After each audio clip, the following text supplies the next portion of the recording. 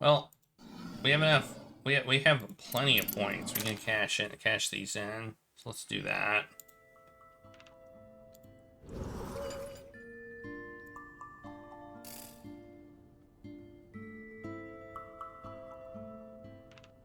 Man, I wish I would have known at the beginning that we would get points for each one, like each hour. I thought it was a one. I thought it was a one use thing. Oh well. I think they're her glasses. I think they're Aideen's glasses. Let's talk to him and I guess get an alibi first. I told into town to handle some business. Yeah, that's why I thought we already had one. That's why I waited until I was back to call the police, which I certainly had a lot of questions about. That's right. Well, I think you will understand why I have to ask this, but can anyone corroborate that? Certainly, you can speak with my workers. Some of them saw me leave for town and came back after 9, but I have a feeling you wouldn't be satisfied with that. Apart from my own workers, you can also talk to my business associates in town. There must be some bank tellers and city workers who saw me throughout the day. That sounds credible, but with only less than 12 hours left in my investigation, I don't really have time to leave and go verify everything myself. I'll just have to see if I can take his word for it, if there's no other reason to doubt his alibi. Okay. Okay, well, I mean...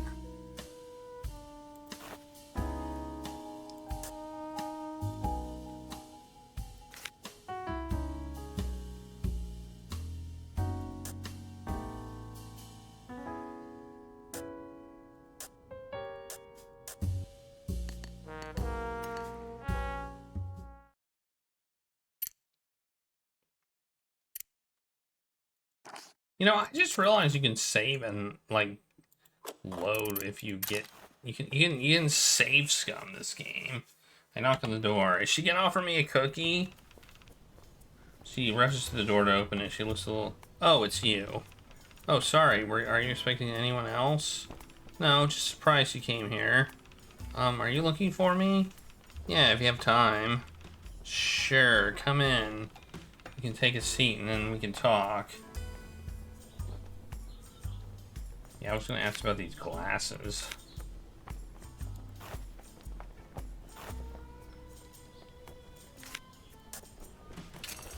I found this in Hattie's room. Glasses? You know if they belong to Hattie? I don't think so. I've never seen her wear glasses. You never noticed any vision problems? Does she have any trouble seeing from a distance? Did you ever see her squinting or something? Her eyebrows raise for a second, but her expression quickly returns to neutral. Not really. I can't think of anything. Is there anyone else in the circus that wears glasses? Moses is the only one I can think of. I don't think these are his style. I would agree. Her answers were uncharacteristically short and simple. I can't help feeling there's something she's not telling me.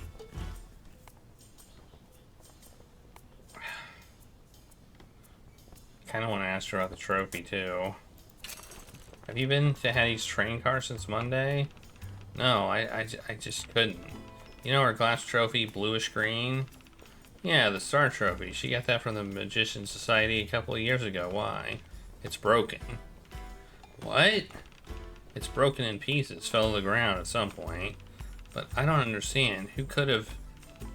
It was intact when I saw it last week, and there's no way Hattie would have left it that way if she'd seen it. Is it possible that she had a fight in her room before the murder? But it didn't happen in her room. She was in the storage tent. That's why I'm harder. That's why I'm asking. Harder to suss out. And, well, the trains are connected, of course. If something big happened in her car, her neighbors would have heard it if someone was in the room. Who are her neighbors? Hattie lived in train car number 3. Jan and I shared train car number 1, and Chip and Echo lived between us in train car number 2. Maybe I'll ask them if they heard anything. Possible someone broke it or for some reason after her death? Well, her room is usually locked. Only she, Moses, and I have the keys as far as I know. Well, Jan is also able to get in without the keys. Alright, thanks. I think that's all I want to ask here. So I guess ask Chip about it. Do we ask Chip about the trophy? I guess we do. The show hasn't started in the big top yet. No lights or music, but the main performer is already in the ring. Chip is standing right on the edge of the ring, one leg casually raised atop the railing, chatting with people seated in the front row.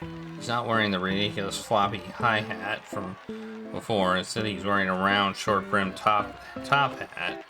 Whoever he's speaking to is facing away from me, so I can't really hear what they're saying, but he seems to be listening intently before jumping in. So you guys are tourists. Where from? Springfield, Illinois. Love it. We've toured there once or twice. Oh, you saw us perform there and you came back for another show? I'm honored. Springfield. Horseshoe sandwiches, right? I love that stuff. Bread, meat, fries, and cheese. Sign me up. Like, come on. Can you find one person in America who would hate that? Immediate treason. Joking, just joking. But seriously, love something you have to eat with your hands and gets everywhere. Me? Oh, name's Chip. What do you do? Come on, don't tell me you're from the outfit. Well, you'll see. As they talk, a stage manager approaches from behind the stage and whispers something to him. Speaking of which, show's about to start. He walks into the center of the circle and waves to everyone. All right, lights, music, here we go. Hi, everyone. Welcome to Morgan's Traveling Circus. I'm your clown and your temporary ringmaster, Chip, and I'm going to perform some juggling for you. But first, what do you think I will be juggling? Balls! Good answer, but no, too easy. Bowling pins? Bowl? The crowd erupts in laughter. Not a good guess, but those are juggling clubs, and no. Fire sticks? He fake shudders. No, I leave that to our resident fire whisperer, Aideen, who, by the way, has a great fire show for you coming up in the next hour. Stick around for that one. But back to the topic, no, it's not fire sticks. Hint, you can see it right now. Everyone starts scanning the stage, but a prop is nowhere to be found. Chip dips his hand, making his top hat fall right into his hands. Some of the crowd have already started to catch up and cheer. That's right, hats! Within one beat, he stretches his hand, spins the hat, and rotates in midair before Chip catches it, flicks his wrist, and lifts his arms. The hat performs several flips down his arm and lands back in his head. The crowd cheers at his showmanship. He throws his first hat around his legs with crossed arms behind his back, keeping it in the air, spinning it on one finger like a plate. And with two arms outstretched, he rolls it down his arm from left to right on his brim and from right to left on his crown until all to the beat of the music. More hats! He whistles, and two more hats are thrown into the ring. With the first hat still flying in the air, he catches both new ones with his hands holding all three up. The new top hats are blue and white to go along with his initial red one. As he juggles, Chip encourages the audience to make a game out of which one is going to end up on his head next. Red! No, blue! They both sigh when Chip stretches his neck to catch the white one in his head.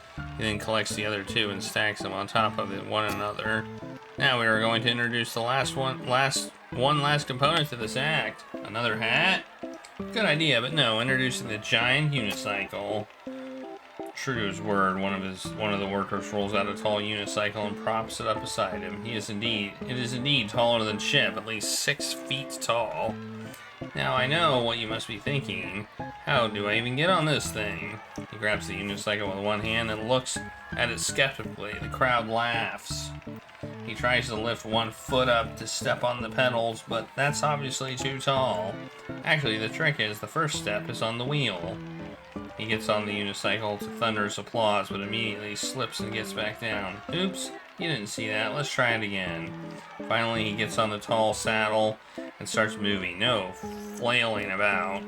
Now that he's seated, he's floating at 9 or 10 feet tall. Everyone has to crane their necks to see him.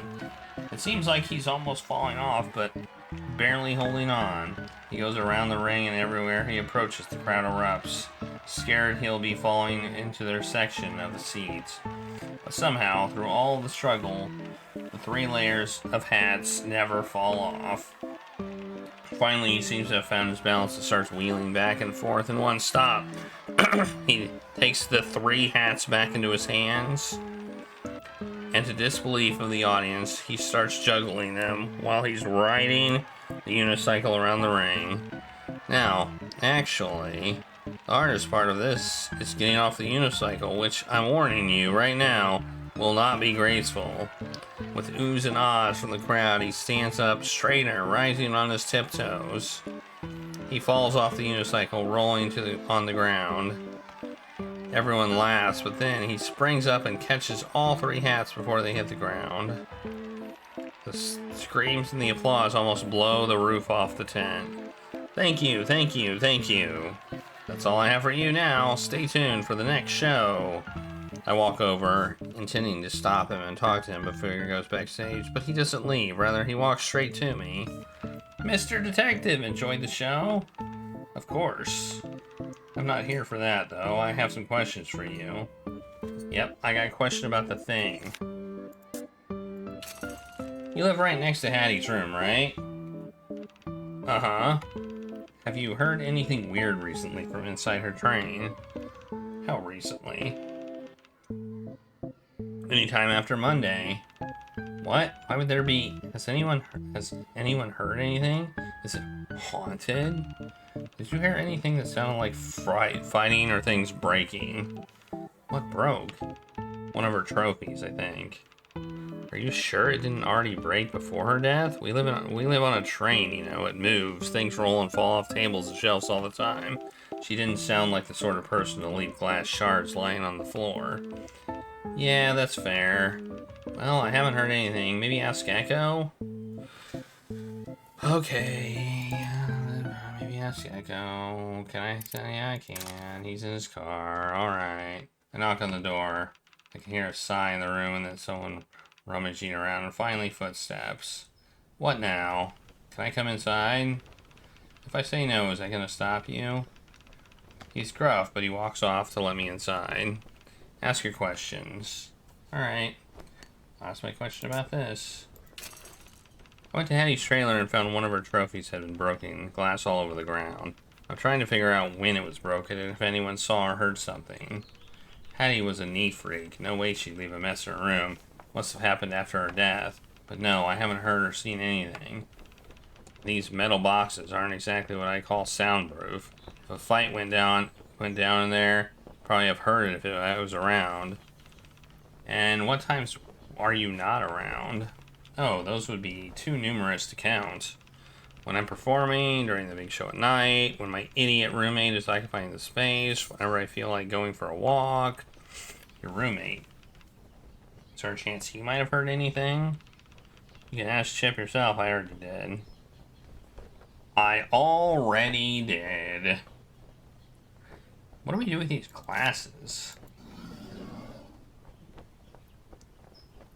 I mean, I'm supposed to find the owner. Jeez.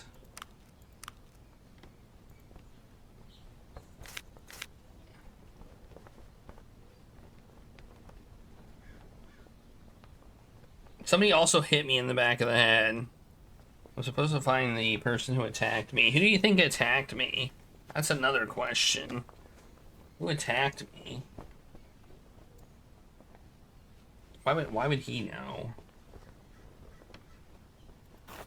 Punch Lenny in the back of the head. Yeah, who punched me in the back? Somebody punched me in the back of the head like Lenny.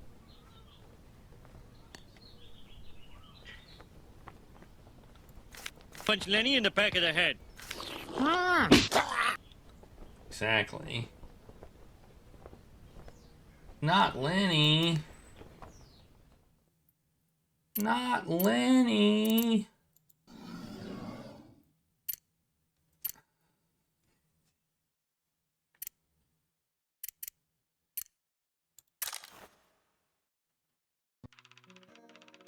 Inside my head, commotion to this, I know exactly where to go. There's so many people gathered around the ring, I can't even see that they are looking at inside from this distance. I get closer and peek through the cloud. Oh, it's an elephant. Seeing that, I didn't even know they had elephants. I guess there is one on the little map, isn't there? See, in the middle of the circle is Rolf with an elephant. He's trying desperately to manage the crowd, but his voice can barely be heard over this much excited discussion about the big animal. Hello! Wow, he is so big. Hello? Look at his ears, his legs. That must be wide of a tree trunk. His name is Bitsy. Bitsy sweeps his trunk around in response to hearing his name. The crowd unanimously gasps and all. He's so big. Now, who wants to touch him? Me! Me! Can I? I promise to be real gentle. He smiles at the girl. Promises? Promise. Alright, come on.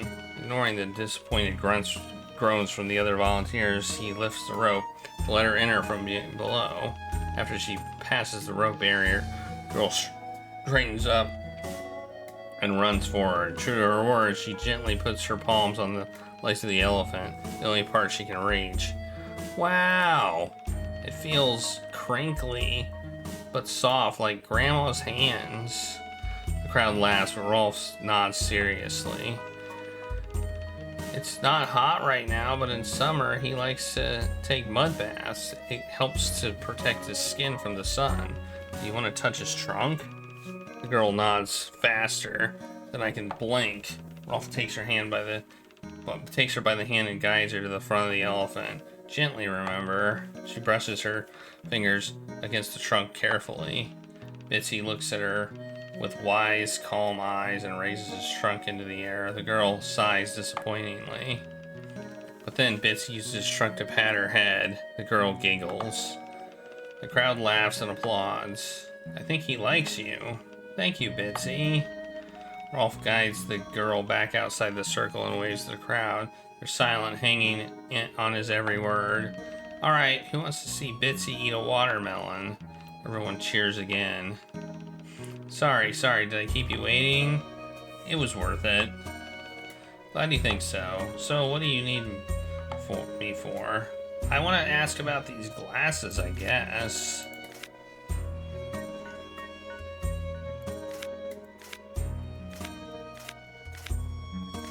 Maybe Rolf and Hattie were having some... We're doing some stuff. I don't know. Do you know anyone who wears glasses in the circus? Among the key crew, perhaps? Moses does. None of the performers, just some of the staff. That's it? Oh, man. That's all we got from that? Ugh. That's disappointing. Did that even cost me an action point? Did I have 4 before and now I have 3? It was disappointing how little I got from that. It has a little dot next to that. Should I like investigate? I kind of feel like I should investigate. I'm gonna investigate. There's a small sign in the front that says Calliope. Performance at 2:12 every day. Why is it PM anyway? The order of the numbers goes 11 AM, 12 PM, and then 1 PM. That makes no sense. Americans. Okay. A small stall is running the milk bottle ring toss game. There's some sort of strange pattern on the wooden pole on the side. Like someone's carved it with a blunt tool. The wood is splintered into chaos. Who could have done this with that? There's no apparent pattern to the marks. It looks like parallel lines with small gaps between them. No, these are bite marks, but not human bite marks unless said human has the insiders of a mountain troll. These marks are wide but shallow. The teeth probably belong to a large animal, but not a predator. I'm no animal teeth expert, so all I can say with confidence is that they're strange bite marks. Well, I know who I can ask about those. Steam-operated instrument is built into a fancy carriage. This is probably used as a showpiece for people to admire when the circus parades into town. It's the best advertisement for itself. If you peek through the window at an odd angle, you can see the big steam pipes installed inside. Popcorn. They have all kinds of flavors. Salted, buttered, caramel. I haven't had popcorn in a decade. The last time I had any, they just started started rationing sugar. But with the enticing smell of corn and butter floating in the air, suddenly I'm hit with an old craving. Okay, well, we got something out of that. That was not a complete the bite marks. I think we can ask Rolf about those. Okay, I think that's it. There's not a whole lot here. But we got something.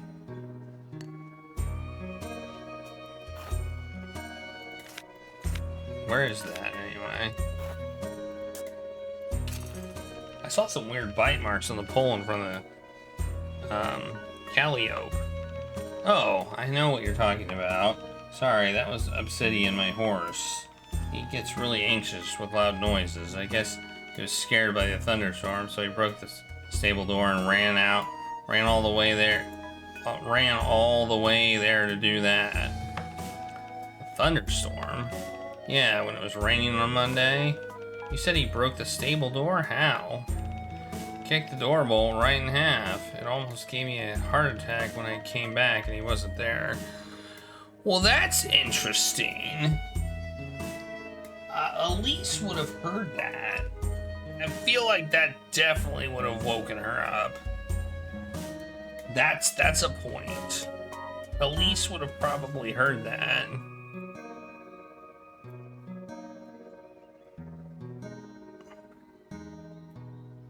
You know, and Elise was allegedly asleep there. Ooh, man, it's not looking good for anybody.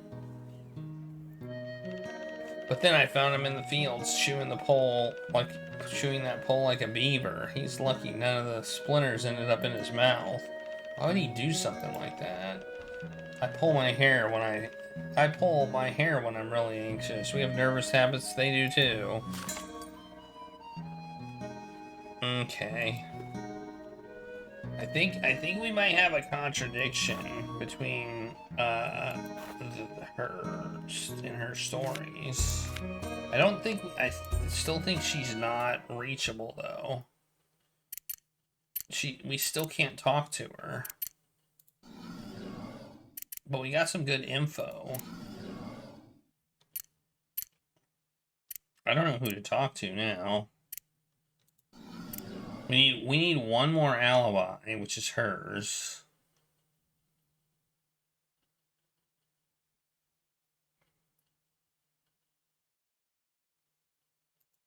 We need to find out who the glasses are. Well, let's talk to him. Maybe he knows.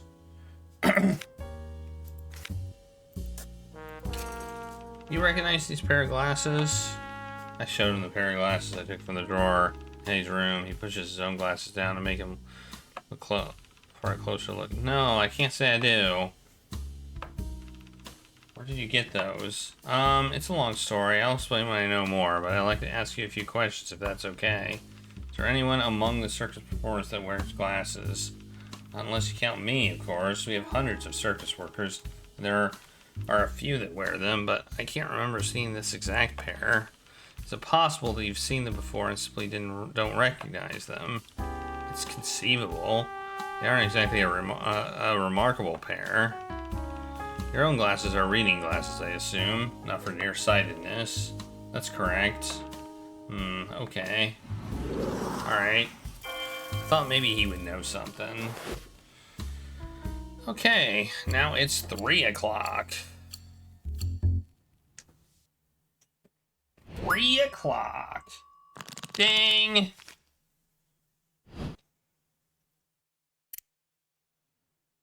Okay, do we have points we can get? No, we don't. Okay. No point in being here then. No point. Get it?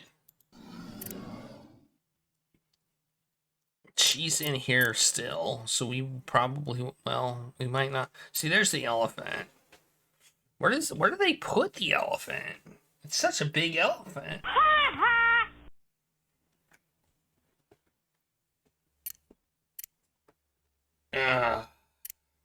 Man.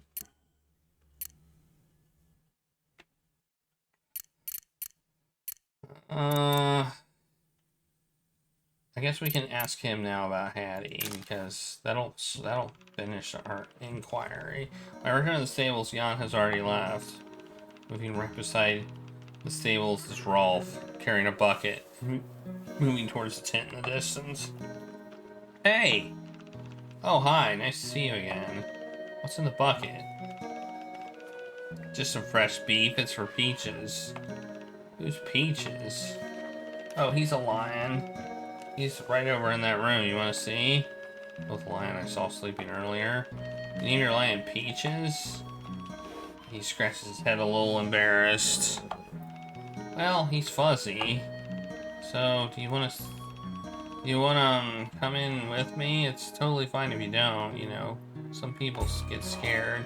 Cage is locked, right? And it must be pretty sturdy. Peaches seems nice enough when he disrupted his peaceful slumber earlier. He'll be fine with me, right? Yeah, of course. He's very social. Loves to meet people. And he'll be happy to have food. Fine, I'll go with you. I walk in with Rolf to the storage tent again. Hey, it's the lion again. We already counted this cat. Hey, Peaches, how are you doing? Does it? Sounds similar to Legend of Zelda music. Hey, Peaches, how are you doing? The lion known as Peaches is no longer sleeping. Rather, Peaches has one ear to the door as we walk in and turns his head around quickly. This is Miss Jackie. She's a friend. Jackie, do you want to say hi? Hi? Sorry about waking you up earlier. What was that? Oh, just introducing myself. As we talk, Ralph reaches in the bucket and stares up a giant piece of beef. Peaches raises his head with interest. You want to do the honors? Don't feed him with your hands, though. Don't want you to get injured. You just throw it into the cage. Alright. I take off the magician's glove and pick up a piece of meat from the bucket. Cold, sticky texture grosses me out. Peaches, enjoy your lunch, dinner, afternoon tea? I try tossing the meat in the cage, but it's heavier than I anticipated, and it falls outside of the cage door. Peaches pauses for a second and prances to the cage door, trying to reach it with her paws. That's when the cage door creaks open. I pause, Ralph paused, even Peaches seems surprised. The whole room seems to freeze for a second before everything moves at once. I move 5 or 10 steps back. Ralph moves toward the cage, trying to contain it. But Peaches bangs the door open and pounces at Ralph. Ah! Hey! Ralph. I don't know if I should close my eyes or run out the door. Probably the latter, or maybe both. But in the middle of all the adrenaline, I remember something I heard once about not turning your back to a predator. A few seconds pass. I have a feeling some bad stuff is about to go I hear down. bones breaking or flesh being eaten. Ah, are you okay? That doesn't sound like a person in pain. I'm fine. Peaches, you know you're not supposed to do that. Peaches has Rolf pinned to the ground and greeting, licking his face and swatting at him playfully with his paws. And Rolf is laughing and petting Peaches like a big house cat, no blood or claws in sight. Sorry, that must have scared you. Sorry, let me, he gestures to Peaches, still rubbing his head on his trainer and purring.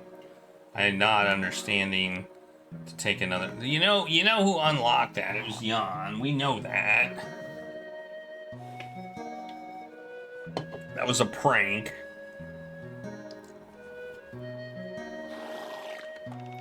I'll wait for you outside. I can still hear them talking in a high-pitched voice to the lion as I leave the tent, trying to attract a little attention to and trying to attract as a little attention to myself as possible. Hey, Pieces, come on, get off. I need to get you back inside, yeah? I know, there will be food. We'll play later. We have a show tonight. Whew, I'm done. Okay, he's back in his cage. I locked it back up for sure this time. Good to know. I don't know what happened with the cage. I definitely locked it after the performance yesterday. I put the pieces together while I was still inside. I know what happened. Huh? You know what? When I saw Jan here earlier, the sneakiness, the hands behind her back. Yep. Looking back, she was probably still working on the lock when I came in. When she felt she was getting close, she sneezed to cover up the sound of the lock opening. And then she distracted me quickly to get both of us out of the room, which, to be fair, wouldn't be that hard with a lion in the room. Of course, the tool she was using was probably just that bobby pin she showed me while making up some excuse about it in her hair. I was here earlier with Jan. I saw her fiddling with the lock. I just didn't realize what she was doing at the time.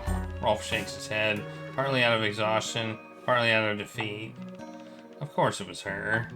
Well, I'm glad you were okay. Yeah, Pieces wouldn't hurt me. He just wants to play. And I don't want you to get the wrong idea. He wouldn't hurt you either. He's not starving, and you didn't do anything to him. Right, I thought you were supposed to feed him after he performs, like, as a reward. Isn't he going to perform tonight? Yeah, he is, but no. I give him his dinner before, you know. It's like us humans. We need energy for the show. I do give him some extra treats afterwards, if he's doing really well.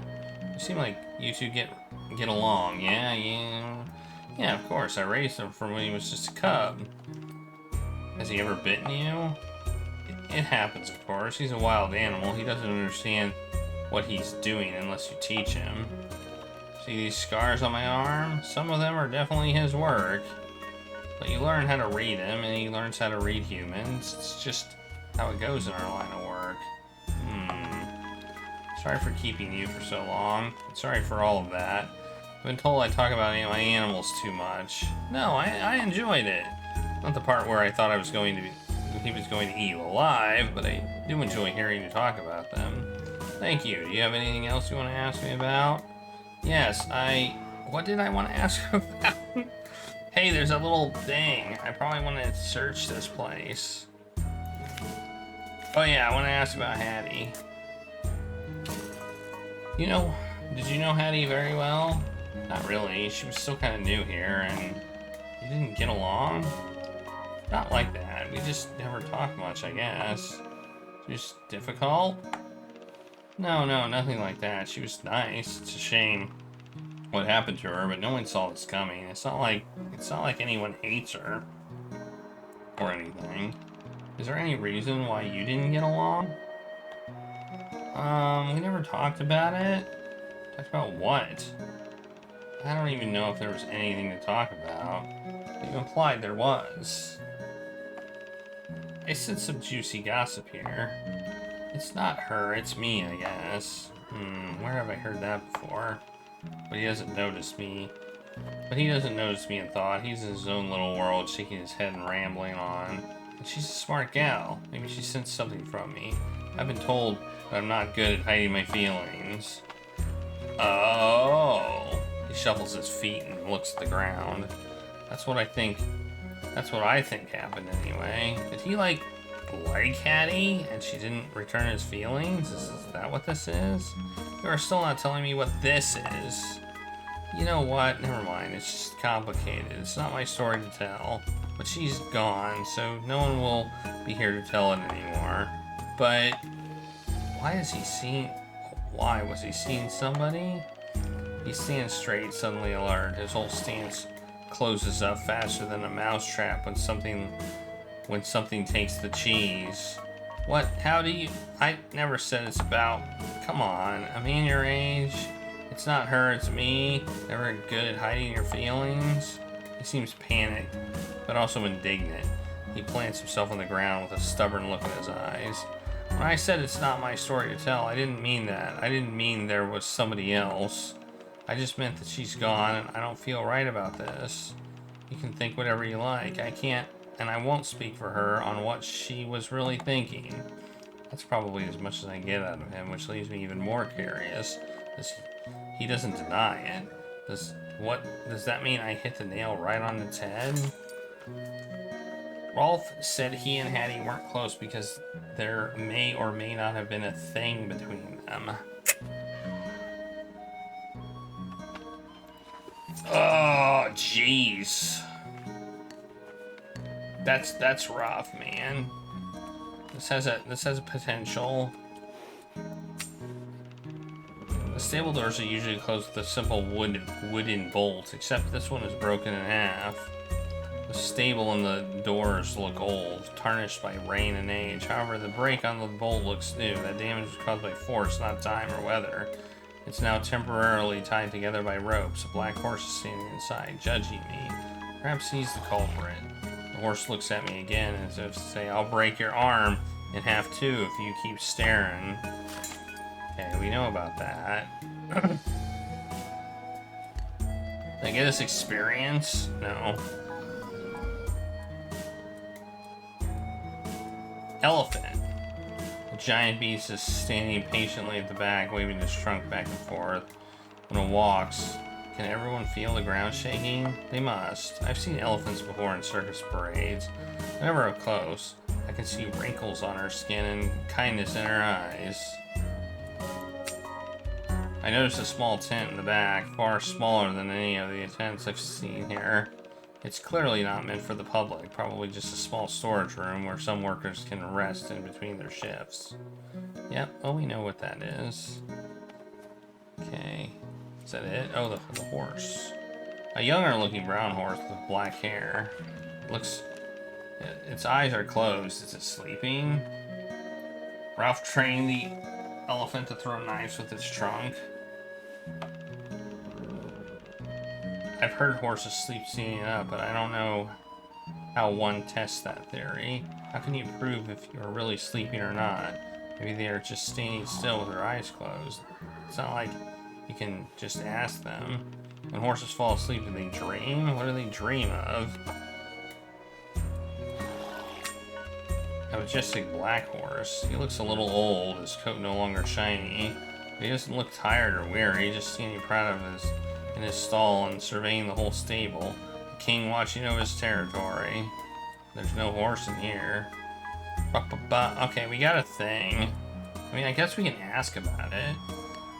It was the detective that got the answer. It's kind of weird having multiple people. Like, we have an insider, which is Jackie / Hattie, and then we have the detective who's an outsider. I saw that one of the bolts on the stable doors is broken. Oh yes, I know what you were talking about. I'm pretty sure Obsidian broke it. I need to apologize to the stable owner here. Why did he break the door bolt? Was he trying to escape? No, nothing like that. It's just he gets really agitated during thunderstorms. When he heard it, he ran out. Almost gave me a heart attack when I came back Monday night and saw the door wide open and the stable still empty. And stable empty. I went looking for him. You know what he was doing? What? When I found him, he was right in front of the calliope. He was chewing on one of the poles from the stalls. Why was he doing that? I don't know. I think maybe because Obi was a circus horse through and through, he grew up with calliopes, so when he hears loud noises, that's what it reminds him of. That's what I like to think anyway. He's a good boy and an old fella now. Never causes trouble. The worst he's ever done is broken door bolt and some bite marks on a pole. Still, it's my fault. I should have been here with him. Yeah, well, you weren't, because you were out with, Oh man, I want to ask him more questions. We're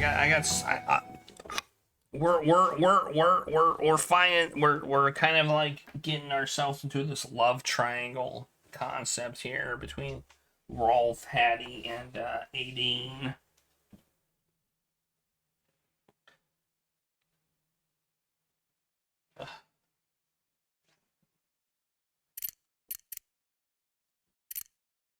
Oh, man.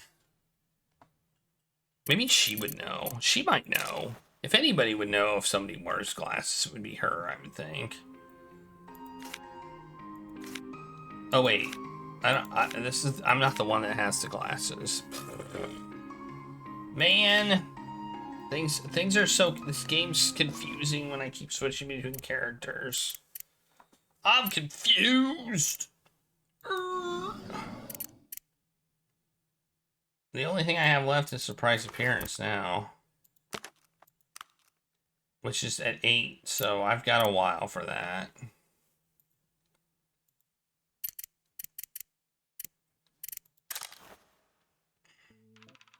As I approach the train car, it's someone playing the harmonica, some quaint folk tune that's vaguely familiar. Could be mixing up with something else. Tap on the door.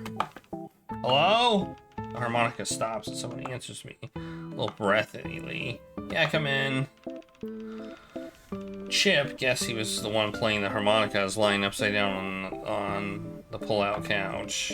He raises his head from the ground to look up. Down at me? Hey, welcome.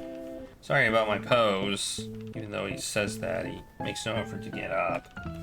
Why are you playing the harmonica? Yes, I can answer both questions at once. I play the harmonica upside down because it helps to train me for better breathing. You know how opera singers practice sitting upside down so their voice projects better when they are standing and making full use of their lungs? Same idea. I don't know that. No. Okay. You want to hear it? Of course not. He gives me an upside down bow and half sit up from his angle and puts the harmonica to his lips. He closes his eyes, moves his arms, and the semi-familiar tune I heard outside plays again. His feet are tapping with a simple rhythm against the wall with both hands covering the harmonica. He adjusts his angle by wiggling on the couch like a colorful worm. It's a funny sight to behold, but even from this ridiculous angle, he's focused. And you know what I haven't seen in this game? A shower or a bathroom.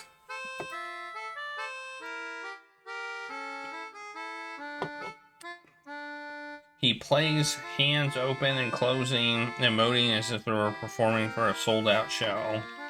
At times, when the music calls for a vibrato, he even oscillates his head hanging off the sofa, sliding more and more off of it. Just as I'm about to worry he's going to fall off the couch, he finishes the song triumphantly and takes one deep breath. Whew! There. Whoa. I'm not out of breath yet, but my arms are kind of sore, and my neck. Instead of pushing himself back to the ground, he kicks the wall and pushes himself straight off the couch and then the carpet. He rolls back into his knees and pops up from the ground, raises his arms to receive imaginary applause. Thank you, thank you. You're good. Where did you learn to play? One of the old workers here at the circus. He's retired now, but he shows me the ropes. That song sounds familiar. What's its name? No clue. I travel all around. Sometimes when I hear people singing or playing in bars, I try to play it. Maybe that's where you heard it from too. I only remember it in my head. You heard it once and you remember? I have a good memory for melodies, lyrics, and all sorts of things. And then I'm the tune master here. Tunaster. Tuna. Never mind. I don't know what I'm talking about anymore. What did you come here for? Did you have questions for me? Sure. Do I? No, I wanna search. I wanna do this. On the high shelf is an old wooden trunk with a big lock on it. Because the rest of the inner area is so vacant, I can't help but wonder what's being protected inside that box. Chip noticed me behind the box and starts whispering. Wondering what's in there, aren't you? Do you know? I don't. But I know where he hides the keys. Are you suggesting... He steps closer with an evil grin on his face. Isn't that a little... Come on, aren't you curious? I could just try asking him. Oh, feel free to try that first. But I can just tell you right now, he won't tell you anything. He'll even make fun of you for not having respect for others' privacy. I promise, he won't be back within the hour. We have plenty of time. We'll just open the box, take a quick peek. No one is going to know. No harm, no foul. I can see you were thinking about it. If you know where he put the keys, why didn't you just open it before? Because I couldn't reach it. What? Because I couldn't reach it by myself, okay? He starts explaining with animated gestures. Look, there's a lot of logistics involved, okay? I could reach the shelf and pull the box down, but there's a lot of movement and he'd definitely notice. And if I leave a footprint on his chair, he's definitely gonna notice. Yes, even if I wipe it clean, you underestimate his neat freakness. The best way to do it would be to get the key and open the lid and just look inside. But then you need to be higher than the box, which you may have noticed I am not. He is freakishly tall, and even he has to use a chair. That's why we need to work together. You've thought about this a lot. I've had a lot of time. Well, I'm not any taller than you. What do you want me to do? Lift you up? No, of course not. I'll do that part. Ladies first. I refrained from saying anything, but my skepticism must have been clear when I eyed his muscles. I'm stronger than I look. It's from all the carrying stuff on and off the trains. So how about this? You can sit on my shoulders. I'll give you the keys. Just tell me what you see inside. I can't believe I'm seriously considering this. I don't think I can in this dress. Oh, I hadn't thought of that. But if you think you can lift me by my legs...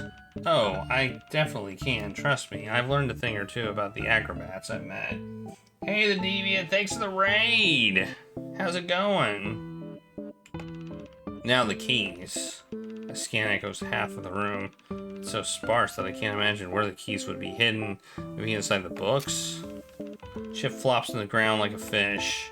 He uses his legs to propel himself underneath Echo's bed, bottom half exposed like a car mechanic. Here, got him. I hear a vague scratching sound. Well, I guess we're doing this. He crawls out from under the bed with a messy hair and a beaming smile, holding a single gold key in his hand. Pinocchio thinks he's so clever. There's no strings on me. How did you find it? It involves a gecko, 2 drunk girls, and 3 bottles of Russian vodka. A story for another day. Nice. You overspent at a toy show? That's not hard to do. I hope it was worth it. For now, we have a trunk to open. He hands me the keys and I can't say yes or no to this, apparently. I click the trunk and this happens. He hands me the keys and gestures for me to stand in front of the tall shelf. Now, are you ready?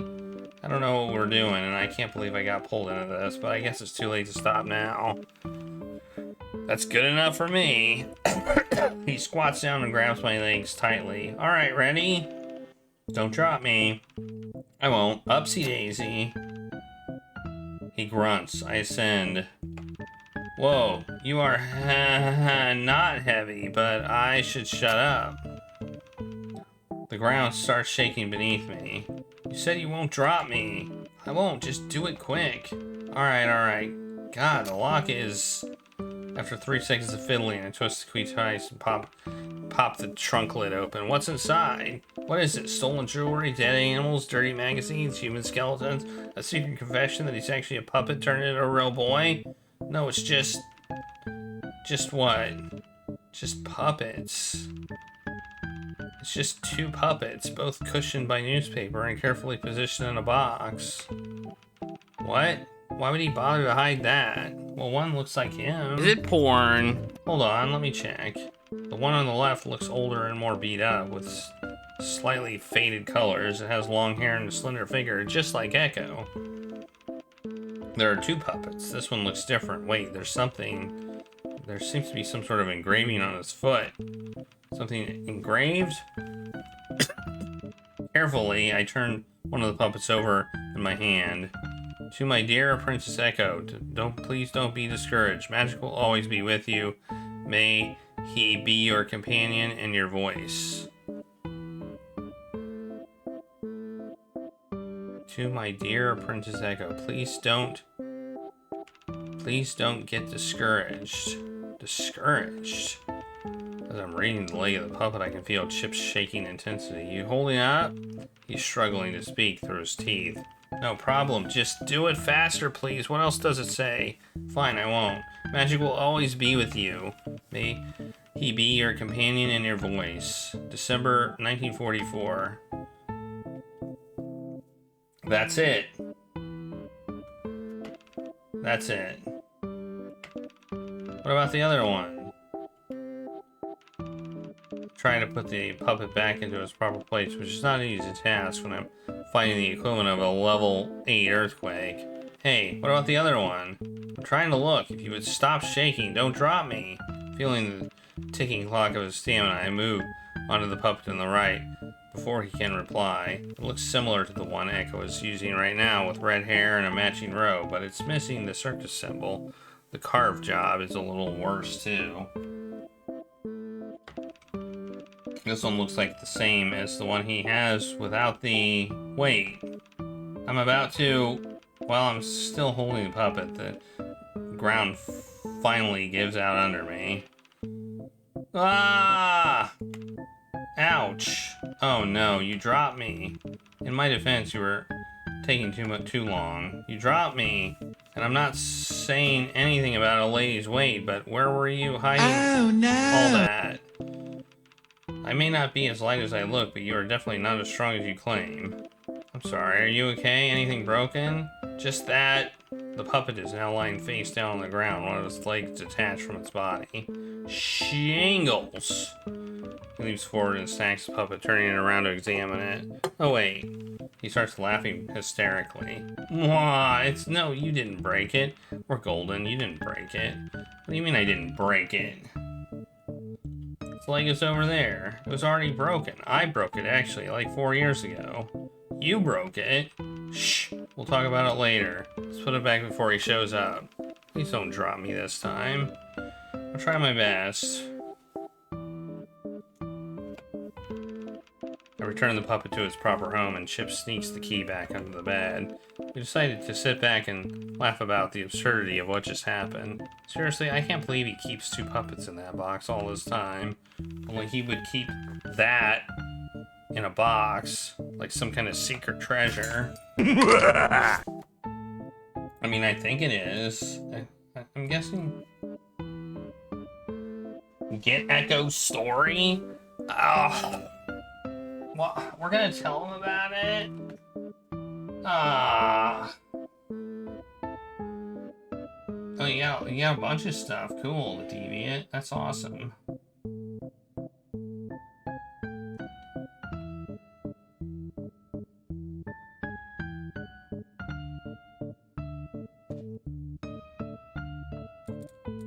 Alright, well, we can look at more stuff. A woodworking table with a variety of neatly organized tools. Hammers, chisels, and sandpaper hang on the side, while the surface of the workbench is completely empty and clean. I wonder where all the sawdust goes. A single solitary shelf atop a wall with a small collection of books. I walk closer to check on the titles. Some classic novels, a couple of works by Shakespeare, and even a collection of works by Edgar Allan Poe. Looks like the owner has an eclectic taste. Geez, I wonder who the owner is.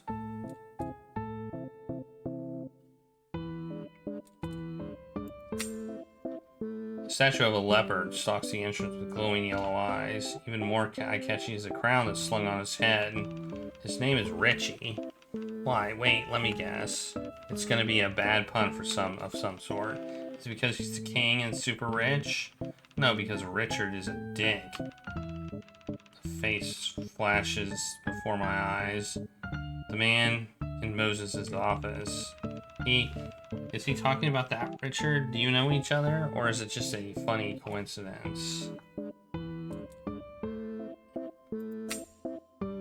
I pull out a sofa decorated with 5 kinds of different prints. There are remnants of ongoing card game on it, as if someone stopped playing halfway through and plans on picking it back up later. On top of the sofa are more board game boxes and a new radio. The radio? Can we click on that? No. Oh, we can click on the hats! Oh, and the curtain. There's a curtain installed right in the middle of the train car. It serves as a clear line that divides 2 drastically different parts of the room. Of the car, or something. The far side is bare, minimalistic, and tidy, while the other one is an explosion of color and mass. The layout paints a pretty clear picture of the owners and how little they probably get along. On the wooden board hangs a large collection of colorful hats of various materials and sizes: velvet, silk, felt, and feather. You like my hats? You certainly have quite a collection. I know, right? And every one of them has its own story. I try to get one in every town we stop at. That cowboy hat I got from a shop in San Antonio. It's from the owner's family collection. He said a relative wore it during the gold rush, a piece of history. See the white decoration on the band? Those are real wolf fangs from a wolf pack they hunted. Isn't that so wild?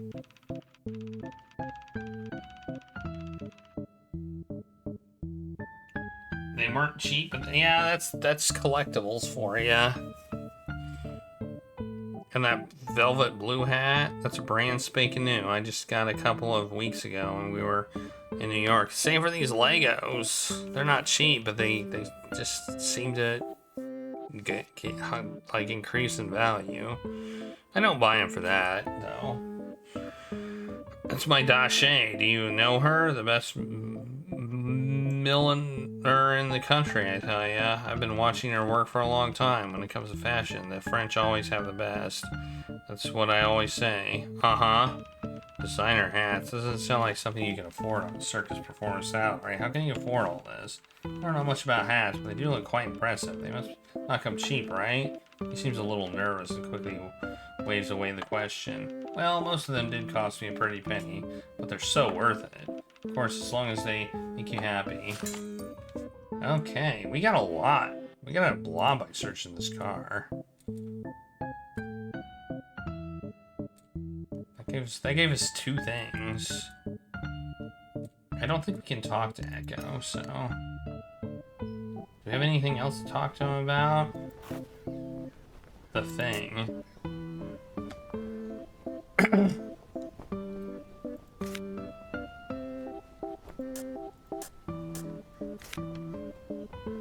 Okay.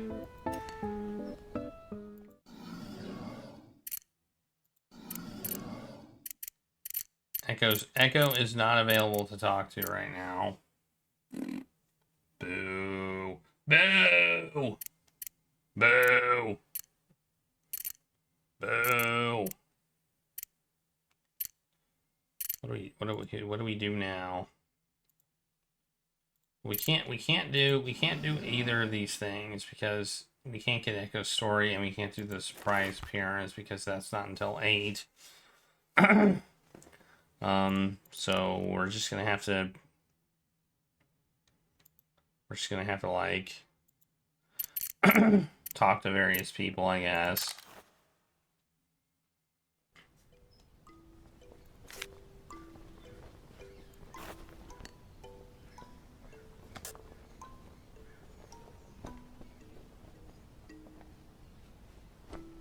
I don't want to ask about this. Do you think Rolf liked Hattie? Rolf likes everyone. Oh, I mean romantically. Ew, no, that's yucky. And he didn't like Hattie. He barely even talked to her. He was scared because he likes her. I don't know, but I don't want to hear about that stuff. Okay, well, that didn't work out. I thought she might. She's like the. It feels like she's the. You know. You know if there was anything between Rolf and Hattie? Rolf and Hattie? What is it? What do you mean anything between them? Like they were friends? Well, are they particularly close or weirdly awkward? Did Hattie say anything about Rolf? No, I don't know. I never saw them talk much. Okay, we didn't lose action points for that. So that's good. Okay, not everything costs me action points. That's good to know. I thought every single piece of conversation cost me action points, but it doesn't. So that's what I was. That was my impression, but it.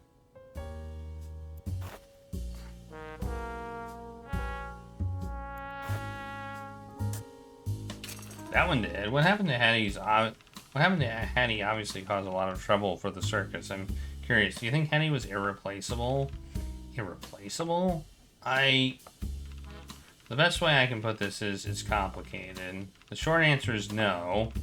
That's for. Despite what you might have heard me say to Richard, I don't think Hattie would single-handedly save or sink this circus. However, she was the star. Let me put it this way. If the circus was an airplane, every crew member is a single screw, and Hattie is one of the stabilizers. Losing a few screws probably won't make that big of a difference. Losing the stabilizer won't crash the plane on its own, but it will be harder to steer. But both increase the risk of coping with unstable currents or a potential accident. If you don't repair the losses on time, you can find a new part and risk the fall. Or can't find a new part, then the risk follows you with every new flight you decide to take on. That metaphor makes perfect sense, actually. How about Hattie herself? How do you think she would have responded to that question? Hattie was confident, not cocky. I don't think she'd have thought like that. Why do you ask? Nothing, just curious. Interesting. Seems like he disagrees with her assessment.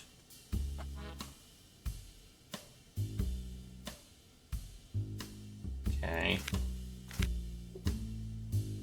I don't really want to talk to him about any of this other stuff.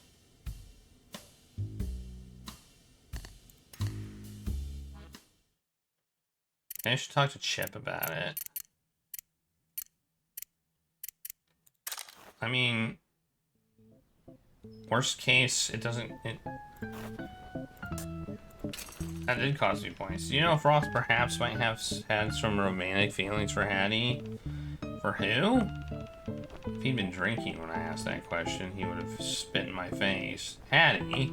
He pauses and covers his mouth with his hand. I hear quiet giggles coming from behind his hand until it evolves into an uncontrollable laughter. Rolf and Hattie? That's the funniest thing I've ever heard. No, where could you have possibly gotten that idea?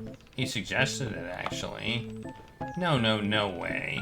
You must have gotten it wrong. Why? Is it so hard to believe that a young man might have harbored feelings of affection for a beautiful woman he works with all the time? But it's Rolf, and it's Hattie. Fine, you won't get it. Fine, you won't get it unless you know them. But trust me, I know this kind of thing. Rolf was not, in any way, in love with Hattie. How can you be so sure? Has he told you anything? Did you sit around and gossip about girls? No, I mean, we do talk about women sometimes, mostly me, to be honest, in a respectful manner, but not about this. I'm making this worse, but trust me on this. Or you can ask anyone else. I mean, ask Elise, or Echo, or even Jan and Tito. They'll tell you the same thing. Okay, well... Oh, contradiction. We got a contradiction. I just realized we had a contradiction. What can we contradict here?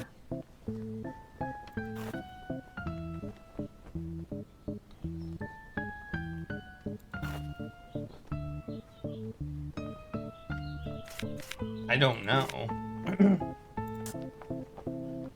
I feel like it's expensive hat collection.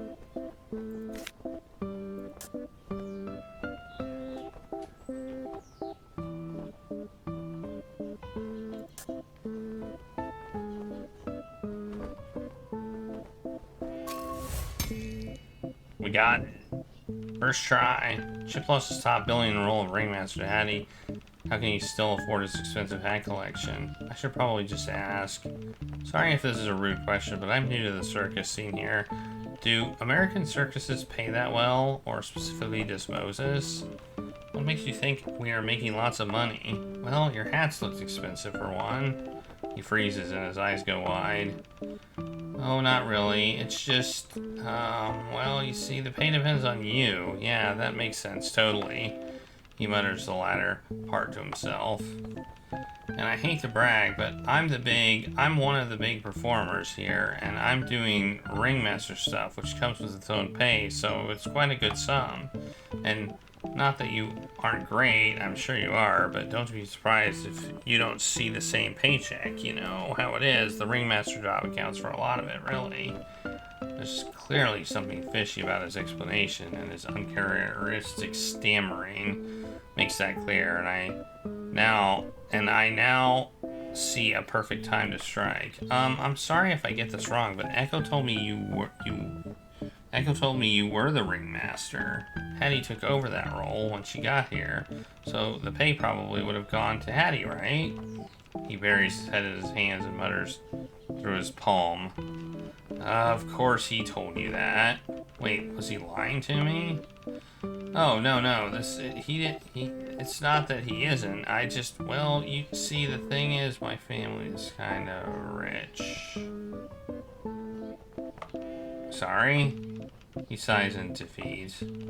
Moses pays us fairly, but the circus isn't what it used to be. It doesn't pull the same kind of crowd as it did before movies, radio, even TV. It's a good living, but it's not crazy money unless you are someone like Hattie, the star and the ringmaster.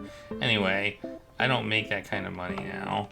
How do you say this? My family has a lot of money. His pitch goes unnaturally high there, almost as if he's asking a question. Your family? Yeah, well, Richard, my father. Ah! There we go. We found out. We found it out. He says that with an eye roll. Was in the entertainment business. He's in politics now, but he still throws his money around all the time. And technically, I'm not supposed to get a penny because I'm here instead of wherever he wanted me to be schmoozing. But who cares about him? And my mama sends me money sometimes when he doesn't notice. She hasn't found a chance to recently. But that Dache hat, I kind of put it on her account. Your mother has an account? The designer store? Well, yeah. She was an opera singer back in the day. She's friends with all the designers from back in the day, I guess. I was too young to know back then. Wait a minute. Richard, who went from entertainment to politics, opera singer wife, is your mother the Cynthia Price? Your father's Richard Price? Or should I call him Senator Price now? Shit. You knew that? Off the top of your head? I keep up with the news. The point is your name even Chip? I found it hard to believe that's the name they choose. It's a nickname. Charles just sounds too pretentious. Okay, well that was a big info dump. That was a big info dump there. I admit I wouldn't have noticed that contradiction. I mean, I kind of did, but I wouldn't have pieced together if I didn't know it was there. I walked outside considering where to go next, but a quiet voice behind me interrupts my thoughts. Miss Jackie? Elise, what are you doing here? I was asked to pass you this letter. A letter? By whom? I'm not sure, actually. There's no sender's name on the envelope. It's sealed, too. Ooh, mysterious. How did they get the envelope to you? Little Lee, sometimes we can't leave our post, so he runs errands for everyone if you give him a coin. So someone in the circus paid him to have you deliver this note to me. Seems like a hassle. No one else knows about you yet, so I had to come find you myself. Increasingly intrigued, I take the envelope and tear it open carefully. The letter, if we can call it that, is not handwritten, but patched together by newspaper print. Oh no. I know your secret, imposter. Looking for me? Come to train. 3 at 7 p.m. sharp. The door will be open. I will be waiting.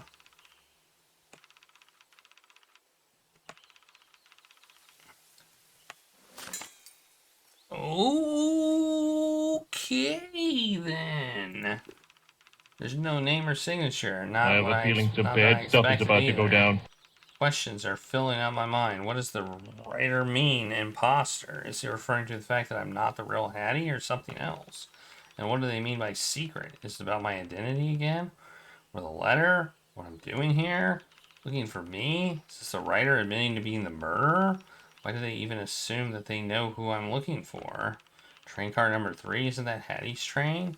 Why there? Sure, it'll be empty, but that's the home of somebody they just killed. I feel a bit icky if it were me, but I guess that's why I'm not the one murdering people. And the door will be open? That means this mysterious person must have a key or a way to open the door. I should have written down who had the keys.